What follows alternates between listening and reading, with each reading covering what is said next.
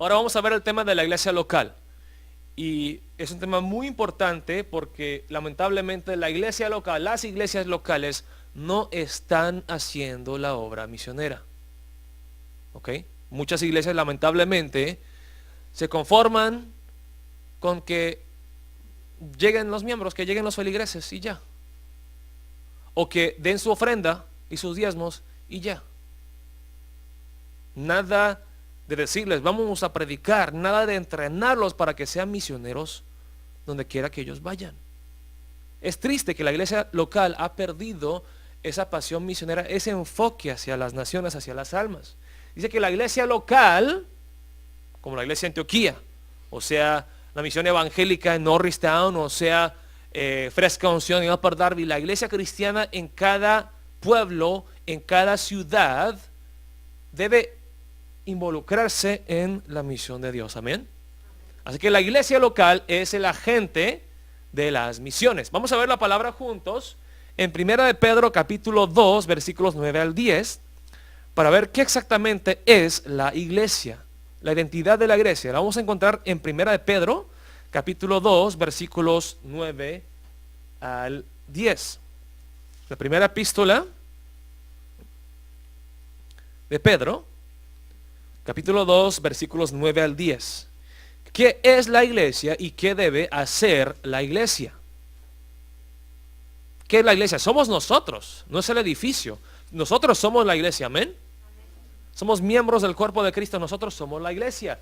¿Y qué dice la palabra de Dios acerca de la iglesia? ¿Qué es y qué debe de hacer la iglesia? Empezamos a leer juntos en el versículo 9. Vamos a leer en voz alta. Dice la palabra de Dios así. Y la palabra de Dios nos habla a nosotros que somos miembros de la iglesia, amén. Vamos a leer juntos en voz alta. Mas vosotros sois linaje escogido, real sacerdocio, nación santa, pueblo adquirido por Dios, para que anunciéis las virtudes de aquel que os llamó de las tinieblas a su luz admirable. Vosotros que en otro tiempo no erais pueblo, pero que ahora sois pueblo de Dios, que en otro tiempo no habíais alcanzado misericordia, pero ahora habéis alcanzado misericordia. Amén. Así que la iglesia habla de un antes y un después. Antes nosotros vivíamos en el mundo. De hecho, por eso dice que somos la iglesia. Ustedes que son expertos en el griego, aquí dice en griego eclesia. Eclesia. ¿Ok? Para que lean en español, eclesia. ¿Qué significa la palabra eclesia? De ahí tomamos la palabra iglesia. Eclesia, iglesia. ¿Ok? ¿Qué significa la palabra eclesia? Está compuesta por dos partes. Ek, que significa fuera de, o sea, como que uno ha tomado algo fuera de un lugar y lo ha trasladado a otro lugar. ¿Ok? ¿Entienden eso? Como que hay un traslado, un movimiento, una transferencia. Y klesia, que viene del verbo kaleo, del griego, que significa llamar. ¿Ok? Entonces, klesia significa llamados.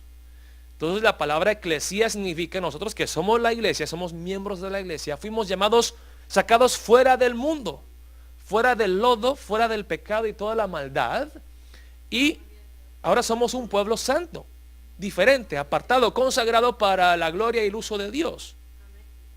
Entonces, esta es la palabra iglesia, eclesia, que obviamente el significado de la definición es congregación, asamblea, la comunidad de creyentes, pero entendiendo de que fuimos sacados del mundo, de algún lado, de algún lugar, que somos transformados, que somos nosotros consagrados a Dios. Es que ven esta imagen, todos nosotros antes anduvimos en el mundo, amantes del ego, de los placeres, del dinero, de las drogas, de las diversiones, de tanto que nos ofrece el mundo. Vivíamos en el mundo sin esperanza. Pero Dios, en su gran amor hacia nosotros, a través de Cristo Jesús, nos salvó y nos llamó fuera del mundo a su luz admirable. Nos sacó de las tinieblas y nos trajo, nos transfirió, nos trasladó a su luz admirable a ser la iglesia. Amén. Y como la iglesia tenemos 5 funciones o 5 deberes. La iglesia cristiana tiene que cumplir estas 5 funciones. La adoración de Dios, que es lo principal. La educación cristiana de la palabra de Dios. La comunión, que es convivir entre hermanos y hermanas y compartir el amor de Cristo entre nosotros. El servicio hacia el mundo para mostrarles el amor de Cristo. Y también con el servicio, lo más importante es la evangelización o las misiones. Es predicar las buenas nuevas de Cristo Jesús para que entiendan, que se arrepientan de sus pecados, acepten a Jesucristo como sus salvadores, que se conviertan y así tengan la vida eterna, que alcancen la salvación. Amén. Estos son los 5 deberes de la iglesia cristiana. Amén. Y como vimos aquí, la palabra dice, éramos antes, ¿verdad? Nos llamó ¿de qué? De las tinieblas a su luz admirable. Vivíamos completamente metidos en el mundo y no éramos pueblo. Éramos pecadores, muertos, condenados. Pero Dios en su gracia, en su amor, nos llamó, nos sacó de la basura con un propósito. ¿Y cuál es ese propósito? Para que nos quedemos felices en la iglesia, comiendo juntos y protegiéndonos en nuestra burbujita cristiana, alejados de todo mal, y que los pecadores estén allí lejos y que no se acerquen a nosotros, y que vivamos nosotros una utopía, un paraíso aquí dentro de la iglesia, de las 4 paredes de la iglesia. No, dice la palabra aquí, ¿por qué nos salvó? ¿Por qué nos llamó? ¿Por qué nos sacó? Para que luego entráramos una vez más al mundo a ser sal y luz. Amén. Y lamentablemente muchas iglesias pentecostales en Latinoamérica creo que no entienden eso. Ellos creen que la meta final de la vida cristiana es apartarnos lo más lejos posible del pecador y del pecado y vivir una vida santa. Y es importante, tenemos que vivir una vida santa. Es necesario vivir una vida santa. Sin la santidad nadie verá a Dios, dice la palabra de Dios. Pero se conforman en quedarse en sus burbujitas seguras, cristianas, y no se atreven a salir a predicarles el evangelio a los pecadores. Y al hacer eso, no están entendiendo cuál es la voluntad de Dios para la iglesia, cuál es la misión de Cristo. Cristo no anduvo en las sinagogas llamando a la gente que vinieran a las sinagogas y que se quedaran ahí. Dijo, sal, tú, discípulo, vete. Ustedes son sal y luz de la tierra. Sálganse de las 4 paredes de la iglesia a predicar las buenas nuevas. Es como, muchos ven a la iglesia como un castillo, como que nos vamos a proteger aquí, para que no infiltren las influencias negativas del mundo. Ay, la música mundana, ay, las fiestas, ay, los bailes. Pero nosotros somos una fortaleza que tiene que enviar soldados a la batalla. Y eso es lo que dice la palabra de Dios aquí, que fuimos llamados, que fuimos sacados del mundo para ser reintroducidos al mundo como soldados de la luz, para que anunciéis las virtudes de aquel que os llamó, para que entonces no nos mantengamos aquí felices y conformes, sino que regresemos al mundo arriesgando nuestras vidas para predicar el evangelio a aquellas almas que se pierden cada día sin escuchar de Cristo. Amén. Ese es el llamado de la iglesia. Lamentablemente ni la iglesia católica ni la mayoría de las iglesias evangélicas protestantes están haciendo esto, porque se conforman con vengan, quédense, coman, disfrutemos. Nos vemos la próxima semana. A repetir lo mismo. Y entre semana, ¿qué hacemos? Hemos apartado de los pecadores, de los malos. No interactuamos con ellos, no convivimos con ellos, como hizo Jesús con las prostitutas y los publicanos. Entonces tenemos que entrar una vez más al mundo a hacer sal y luz. Amén. Y se repite el ciclo. Luego llegamos a la iglesia los martes y los domingos y ahí Dios nos capacita, nos alimenta con su palabra, nos entrena, nos fortalece para que luego cuando salimos de aquí, hoy día cuando salen de aquí, salen con una misión. No así esperando, no puedo esperar hasta el día de mañana para el estudio, o el día domingo. sino que tenemos una misión que tenemos que, como iglesia, como cristianos, salir otra vez al mundo a ser sal y luz. Amén. Y vemos aquí en Hechos 13, versículos 1 al 3, que la gente de esta misión de Dios debe ser la iglesia local. Debe ser la iglesia local. Vemos en Hechos 13, versículos 1 al 3, vemos lo siguiente. Había entonces en la iglesia que estaba en Antioquía profetas y maestros: Bernabé, Simón el que se llamaba Níger, Lucio de Cirene, Manaén el que se había criado junto con Herodes el tetrarca, y Saulo. Ministrando estos al Señor y ayunando, dijo el Espíritu Santo: apartadme a Bernabé y a Saulo para la obra que los he llamado, la obra misionera. Entonces, habiendo ayunado y orado, les impusieron las manos y los despidieron. Entonces, ¿qué hicieron aquí Saulo y Bernabé? ¿Se fueron a una organización misionera para capacitarse?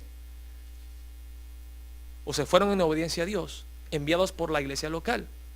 De hecho, vemos el mapa del primer viaje misionero del apóstol Pablo, y que de allí salió Pablo y Bernabé. Salieron los dos, también se llevaron a Juan Marcos y otros, y viajaron en barco hacia la isla de Chipre, y de allí fueron hacia lo que es hoy día Turquía, a predicar el evangelio en estas regiones, y dieron toda esta vuelta antes de regresar otra vez a Antioquía.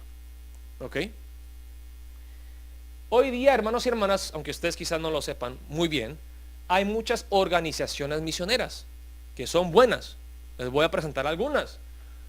Por ejemplo, OMF International, Heart for Asia. Ellos son una organización misionera que se enfocan en la evangelización y las misiones del continente asiático, en especial a China, Indonesia, donde hay muchos musulmanes hindúes, en las partes más difíciles de Asia. ¿Okay? AIM es Africa Inland Mission. Ellos entran al continente africano a predicar las buenas nuevas de Cristo Jesús. Entonces, las personas que dentro de sus iglesias locales, al orar, reciben el llamado a ser misioneros, dicen: ok, me voy a entrenar, me voy a capacitar para ser misionero. Y luego ellos van a estas organizaciones misioneras, ahí reciben un entrenamiento, y claro, es importante y es muy necesario, porque ellos son expertos en cosas que ninguna iglesia local les puede ofrecer. Aquí no tenemos expertos sobre los grupos en África. Aquí no hay una persona que conoce muchísimos misioneros en la China. Así que ellos ofrecen un servicio que es muy importante. Por ejemplo, aquí hay hasta grupos misioneros que son tan específicos, que son para grupos muy, pero muy específicos. Por ejemplo, MAF, Mission Aviation Fellowship. Es un grupo misionero solamente de pilotos aéreos. Y ellos lo que hacen es, se enfocan en llevar a misioneros a las selvas de las Amazonas, en lugares donde es muy difícil aterrizar. Ellos brindan sus servicios como pilotos de aeronaves para llevar a los misioneros, para llevarles su comida, sus útiles, lo que ellos necesitan. Sus hijos tienen que salir a ir a un hospital, ellos van con sus avionetas y aterrizan en los ríos y luego sacan a los misioneros y se los llevan. Excelente, y es muy necesario. Y hay grupos muy, pero muy específicos. Pioneers, One Challenge, Frontiers, Latin American Mission. Ellos se enfocan en todo lo que es Latinoamérica. Hay muchísimas organizaciones misioneras en el mundo, y son muy buenas y son necesarias. Pero el problema es la siguiente, que lamentablemente, y a estos grupos se le llaman organizaciones paraeclesiásticas. Eclesiásticas tiene que ver con la iglesia, y para es una preposición en griego que significa junto a, así como que pegado a. Entonces, estas organizaciones tienen que existir en conjunto, en cooperación con las iglesias locales, y las tienen que ayudar, las tienen que apoyar para que cumplan la misión que Dios tiene para la iglesia local. Pero lamentablemente, como que lo que ha pasado en estos años, en estas décadas, es que estas organizaciones se han crecido mucho, y en vez de ser grupos paraeclesiásticos que apoyan a las iglesias, llegan a ser parásitos de las iglesias, que en vez de fortalecer a las iglesias, le piden dinero, ofrendas, ayúdenos, y los recursos, y lo que hacen es, toman a los miembros más comprometidos de las iglesias locales, que son líderes de las iglesias, las sacan de las iglesias para enviarlas a misioneros, y luego como que las iglesias se quedan con una escasez de líderes. Entonces, claro, es importante cumplir la misión de Dios, pero también tenemos que ser muy sabios en cómo hacerlo. Y lamentablemente, muchas de estas organizaciones que llegan a ser hoy día los agentes de la misión, tienen que apoyar a las iglesias a que las iglesias hagan las misiones y no al revés. Lo que está pasando hoy día es que las iglesias mandan a los misioneros a estos grupos y estos grupos hacen las misiones. Como que hay una desconexión entre la iglesia local y el misionero que están apoyando. Porque ellos se meten entre medio. Y no es malo, ellos sirven un propósito muy importante, pero tenemos que ver el modelo bíblico de que en la iglesia de Antioquía no enviaron al apóstol Pablo y a Saulo a aprender algo, a hacer esto.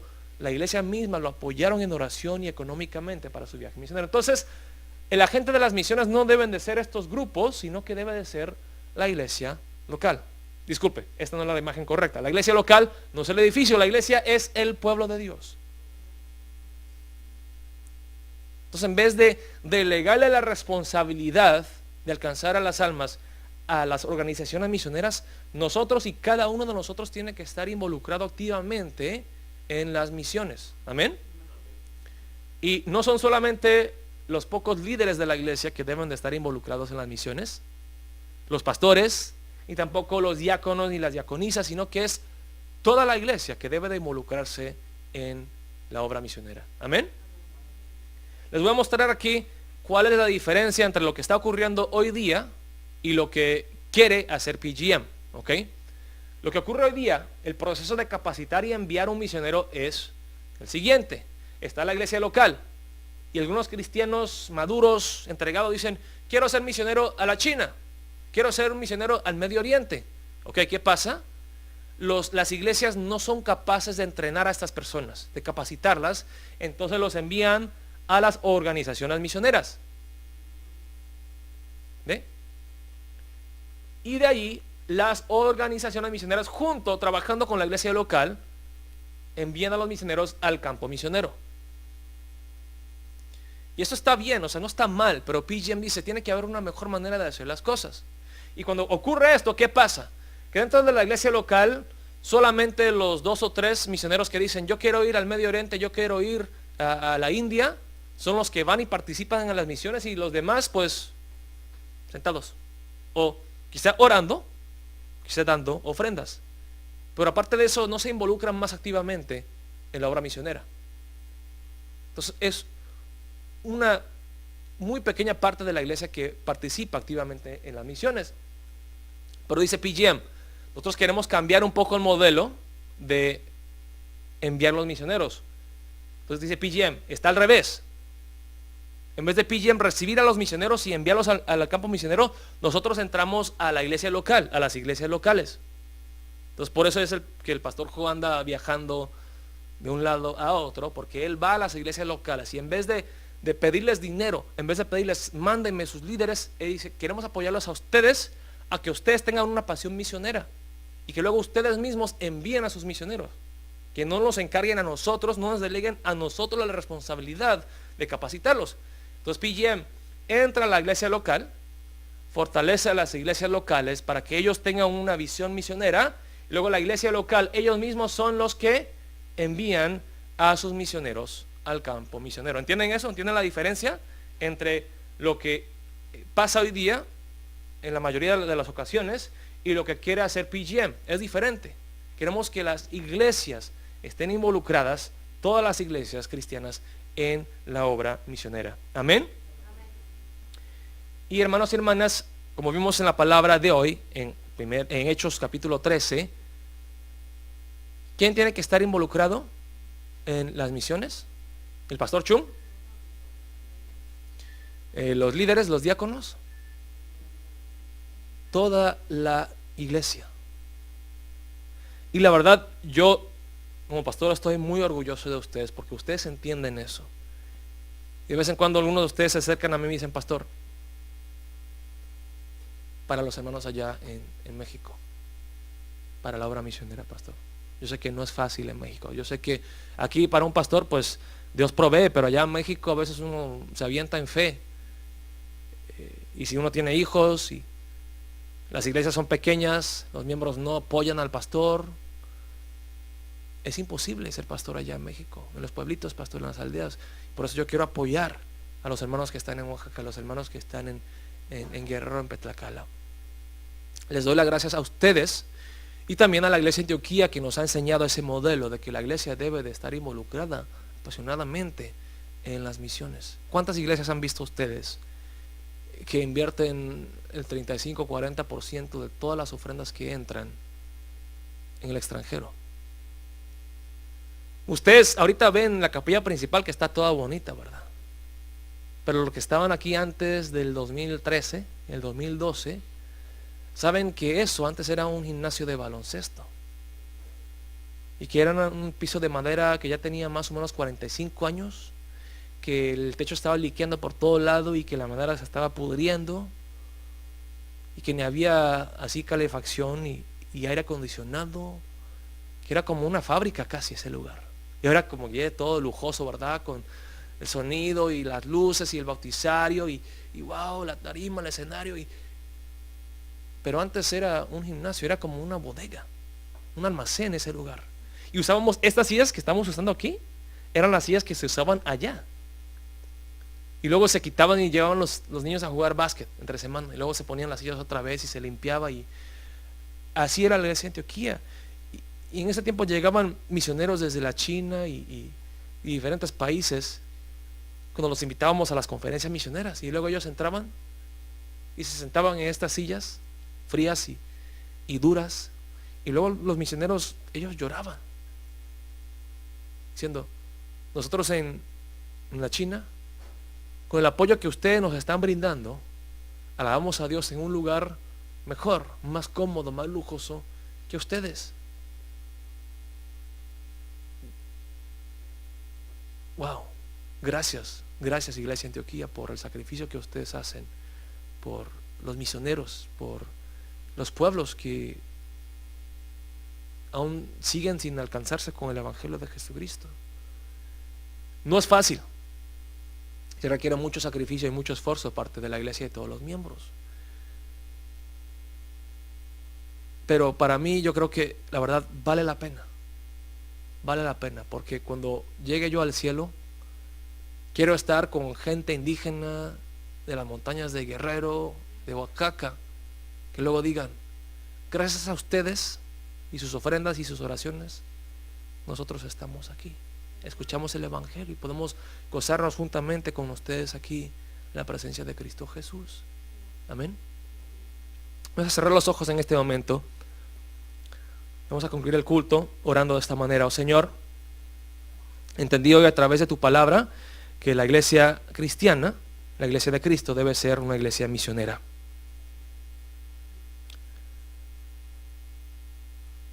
La mayoría de las iglesias se conforman con que uno asista al culto. Y luego se jactan de que, mire, nuestra iglesia tiene 140, 300, 500, 1000 miembros. Pero no los capacitan a ser misioneros, a ser obreros para el reino de Dios. Hay muchas iglesias que salen a predicar el evangelio, pero con muy poca compasión y amor, que salen con su autojusticia, que salen a decirle al mundo que ellos son un montón de pecadores condenados al infierno, y no lo hacen con amor y compasión, sino lo hacen con orgullo, juzgando a las personas y criticándolas. Pero gracias a tu palabra y a tu evangelio, Cristo Jesús, reconocemos que nosotros somos igual de pecadores, que anduvimos en tinieblas, que tenemos que ser compasivos y humildes al servir a las personas y al predicarles el evangelio, al ser pacientes y comprensivos. Te damos las gracias por el ejemplo que ha dado el pastor Jo, los líderes de la iglesia de Antioquía, y que han buscado apegarse al modelo bíblico que encuentran en el libro de Hechos, el ejemplo que nos da la primera iglesia de Antioquía. Ayúdenos como cristianos y como iglesia a cumplir tu misión, a cumplir tu gran comisión, y ayúdenos, oh Dios, a tener esa pasión para las almas, para las naciones. Ayúdenos a dar en nuestra vida nuestro tiempo, nuestros recursos, nuestro tiempo, nuestro esfuerzo, nuestro amor para servir. Te pedimos, oh Dios, también que nos capacites bien durante el tiempo que estamos aquí en la iglesia de Antioquía, para que en aquel día que tú nos lleves de regreso al Ecuador, a Guatemala, a Honduras, a Colombia, a Perú, a Nicaragua, a Costa Rica, a México, o para aquellos que también se van a quedar aquí viviendo en Upper Darby, en Norristown, que veamos todo el mundo como un campo misionero y cada uno de nosotros como misioneros llamados a predicar el Evangelio. Ayúdenos a agradarte de esta manera y a llevar las buenas nuevas de Cristo a todas las naciones, a todas las almas, a todos los hogares, a todos los pueblos. Bendice a la iglesia de Antioquía para que podamos seguir siendo bendición, oh Señor. Y bendice a nuestros miembros y sus familias para que ellos también, oh Señor, puedan dar buen testimonio de ti y mostrar la gloria de Cristo a través de sus vidas y sus testimonios. Y todo esto lo pedimos en el nombre maravilloso de Jesucristo, nuestro amado Salvador. Amén.